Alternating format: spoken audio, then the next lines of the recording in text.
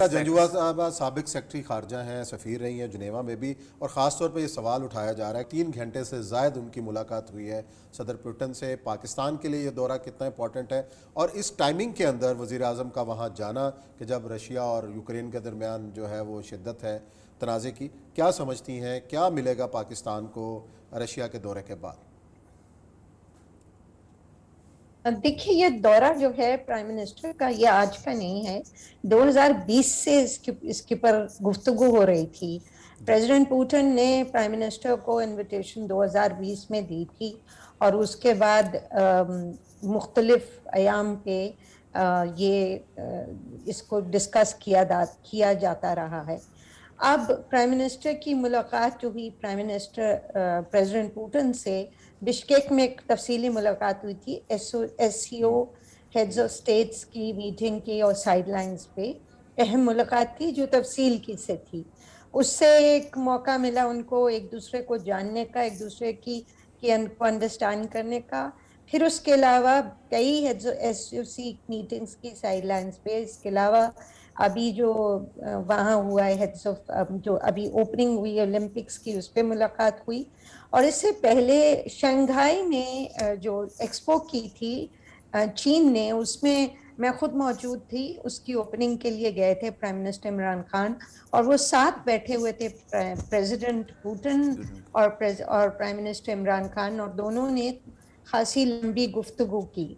تو اس سے یہ پرانی بات ہے کہ دونوں کو وزٹ کرنا تھا۔ ساتھ ہی ساتھ یہ یوکرین کے جو حالات تھے وہ چل رہے تھے، بیچ میں کئی heads of state and government نے ایک وزٹ بھی کیا ماسکو کا۔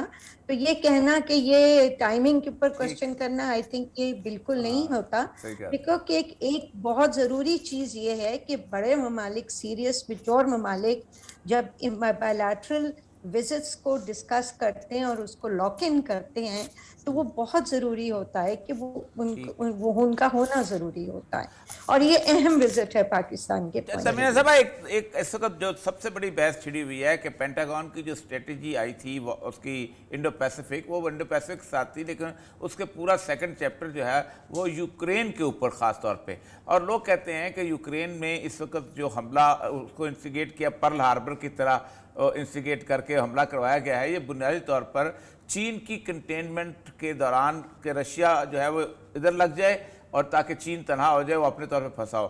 آپ کیا سمجھتی ہیں کہ اس نے پیوٹن نے اوور ریئیکٹ تو نہیں کر دیا کہیں؟ دیکھیے آپ سارا یہ یوکرین کو ایک پس منظر میں دیکھیں، وہ یہ ہے نیٹو ایکسپینشن کا۔ اب روس کو کئی مقام پہ کہا گیا تھا کہ ہم فردر ایکسپینڈ نہیں کریں گے، اور روس اسی لیے بار بار کہتا تھا کہ ہمیں انڈرسٹینڈنگ دی گئی تھی، لکھنے میں کچھ نہیں تھا لیکن بات چیت میں ان کو انڈرسٹینڈنگز تھی کہ ایکسپینڈ نہیں کرے گا۔ تو یہ جو تمام کچھ ہوا ہے یہ تمام نیٹو ایکسپینشن کے کانٹیکس میں ہوا ہے، اور آپ کو اس لیے یہ بھی دونوں طرف غلطیاں ہیں، میں یہ نہیں کہہ رہی کہ ایک طرف کی غلطی ہے، لیکن جو پس منظر ہے وہ بھی دیکھنا بہت ضروری ہے کہ نیٹو کی ایکسپینشن کا مطلب ہے کہ تمام دفاعی اور جو اسٹریٹجک انسٹرومنٹس ہیں وہ along the رشین بارڈر آ کے کھڑے کر دیا جائیں۔ تو یہ تو بہت مشکل ہے ان کے لیے فار دا رشینز کہ وہ ایکسیپٹ کریں۔ غلطیاں دونوں طرف ہیں، لیکن اور جیسے ہم ہمیشہ کہتے ہیں، فورن آفس ہمیشہ کہتا ہے کہ ڈپلومسی جو ہے وہ سب سے اہم چیز ہوتی ہے، گفتگو کرنا، اور ہمارا یہ مقصد ہے فورن آفس کا کہ ہمارے بہترین تعلقات ہوں تمام ممالک کے ساتھ، اور اسی ضمن میں ہم روس کے ساتھ تعلقات چاہتے ہیں، ہم تمام یورپین ممالک کے ساتھ تعلقات چاہتے ہیں۔ جی بہت بہت شکریہ تمیہ نجار صاحب، آپ ہمارے ساتھ تھیں۔ اچھا سچویشن یہ ہے عثمان صاحب کہ میں نے اس دن بھی کہا تھا کہ پرل ہاربر جاپان ذرا آرام سے بیٹھا ہوا تھا، ٹھیک ہے، آپ اندازہ رکھیں کہ جاپان نے چین پہ قبضہ کر لیا ہوا تھا، اچھا، اور جس وقت وہ اس کو انہوں نے پرل ہاربر میں پھنسایا امریکہ نے، وہ چین کا لڑائی لڑ رہا تھا تو کسی طور پر اور صورتحال تو نہیں تھی، جیسے ہی انہوں نے پھنسایا ساتھ ہیروشیما ناگاساکی، جاپان کو فوراً وڈرا کرنا پڑا۔ اس وقت ہو یہ رہا ہے جو پہلے سے کہہ رہے تھے کہ یہ میدان جنگ امریکہ نے گرما دیا ہے، اور اس سے وہ بہت سارا کچھ لینا. پہلی بات تو ہے کہ روس سے اس کا ایک بہت بڑا بدلہ رہتا ہے, وہ ہے سیریا کا بدلہ. اچھا دیکھیں آج اسرائیل اور سیریا کی لڑائی شروع ہو گئی نا, براہ راست شروع ہو گئی. سیریا کا بدلہ یہ ہے کہ امریکہ چاہتا تھا کہ سیریا میں بشار الاسد بشار الاسد کو غائب کرے اور وہاں پر ایک گورنمنٹ بنائے لیبیا کی طرح کی, جہاں دودھ جوتیوں میں دال پٹتی رہے. سیریا امریکہ کی واحد پورٹ ہے جو استعمال کرتا ہے ترکی, سوری اپنا رشیا, اور استعمال کرتا ہے رشیا, کرتا ہے یوکرین کے بارڈر کرائمیا اور اس کے تھرو. اب اگر وہ بات صحیح ہے کہ اس کے ارد گرد جو ہیں اگر میزائل کھڑے کر دیے گئے ہیں تو روس کا تو مسئلہ ہو جائے گا. اس مسئلے میں چین جتنی تحمل کا ثبوت دے رہا ہے کہ چین کے 25-30 میل کے اوپر امریکہ کے بڑے بڑے جہاز گھوم رہے ہیں, اور وہ جہاز نہیں, وہ چھاؤنیاں ہیں. صحیح ہے. ایک ایک جہاز پر 300 لڑاکا طیارے کھڑے ہوئے ہیں. تو آپ اگر یہ چھاؤنی اگر جو ہے وہ واشنگٹن کے سمندر کے ساتھ آ جائے یا نیو یارک کی جو ہے وہ بیٹری پارک کے سامنے آ کے کھڑی ہو جائے تو امریکہ تو چیخنے لگ جائے. لیکن چین کا تحمل ہے. روس کے اندر یہ ہے کہ پرانا پاورفل چیز رہی ہے. زار کے زمانے میں اس نے خواب دیکھے ہوئے یہاں پہ اس کے جیتنے, پھر ایسٹرن یورپ اس کے زیر اثر رہا ہے. یہ ساری کی ساری یوگوسلاویا ہو گیا, چیکوسلاویکیا ہو گیا, اس کے بلاک میں شامل رہے ہیں. وہ جو وارسا پیکٹ تھا وہ بہت امپورٹنٹ چیز تھی.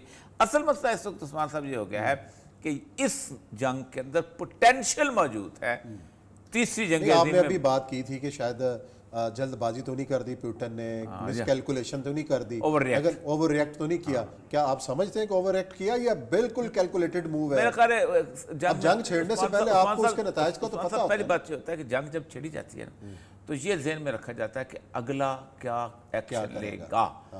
اب یا تو پیوٹن نے یہ ریئلائز کیا ہے کہ امریکہ جو ہے وہ بہت دور بیٹھا ہوا ہے اور یورپ والے جنگ نہیں لڑیں گے. ٹھیک, یورپ والے جنگ نہیں لڑیں گے, نیٹو جو ہے وہ. لیکن اگر کوئی غلطی کروا دی گئی کسی طرف سے بھی تو پھر بڑا مسئلہ بن جائے. جو اثرات پڑنے والے ہیں فوری طور کے اوپر, پوری دنیا ایک طرف آ رہی ہے, نیٹو کا کل اجلاس بلا لیا گیا ہے, نئی پابندیاں عائد کر دی گئی ہیں روس کے اوپر. اب واٹ نیکسٹ, کیا 70 سال کے بعد یورپ جو ہے اس جنگ کی صورتحال میں آیا ہے. بوسنیا میں تھوڑی سی ہوئی تھی, وہ بھی انہوں نے اس کو اگنور کیا, اس کو ایک کرویٹس اور سربز اور مسلمس کی جنگ قرار دے دیا. لیکن یہ تو ایسی صورتحال ہے کہ مجھے لگتا یہ ہے کہ امریکہ جو ہے وہ جتنی انویسٹمنٹ مارشل پلان کی ہوئی تھی نیٹو کے اندر سیکنڈ ورلڈ وار کے بعد, امریکہ اب اس کا فائدہ اٹھانا چاہتا ہے اور وہ جنگ میں جھونکنا چاہتا ہے. ایسے ایسے بڑے بڑے مفادات ان کے داؤ پہ لگ چکے ہوئے ہیں, جرمنی کے, فرانس کے, برطانیہ کے, لیکن ان کا بس نہیں چلتا. انہوں نے اس جنگ میں شریک ہونا ہی ہونا ہے, کیونکہ اس وقت اب یورپ میں باتیں ہو رہی ہیں کہ امریکن ملٹری انڈسٹریل کمپلیکس ہے وہ ہمیں لڑا رہا ہے. اچھا. اور لیکن اب ان کو وہ جو یورپ کا اوپر اٹھنا اور یہ کرنا اور باتی, اب بھی لگتا یہ ہے کہ امریکہ ان کو پھنسا رہی ہے. اب اس وقت آپ اندازہ کریں کہ سب سے بڑا دباؤ ہے وہ ترکی کے اوپر ہے. ترکی کو انہوں نے کہا کہ اس کی روس کی ناکہ بندی کر دو, بحری ناکہ بندی کر دو. یہ بالکل وہ دباؤ ہے جو خلافت عثمانیہ پہ. لیکن اردوان صاحب نے بڑا کلیئر کٹ میسج دیا ہے کہ ہم یوکرین کے ساتھ کھڑے ہیں. میں آپ کو بتاؤں, روسی حملے کی مذمت کی. میں بتاؤں, جنگ میں آ جائیں گے نا. خلافت عثمانیہ باہر رہ رہی تھی 1991 میں, لیکن جیسے بھی جنگ عظیم اول ختم ہوئی انہوں نے کہا اس پہ پڑ گئے پھر, اور انہوں نے حشر کر دیا اور وہ پورے کا پورا علاقہ کو سارے کا سارا علاقہ لے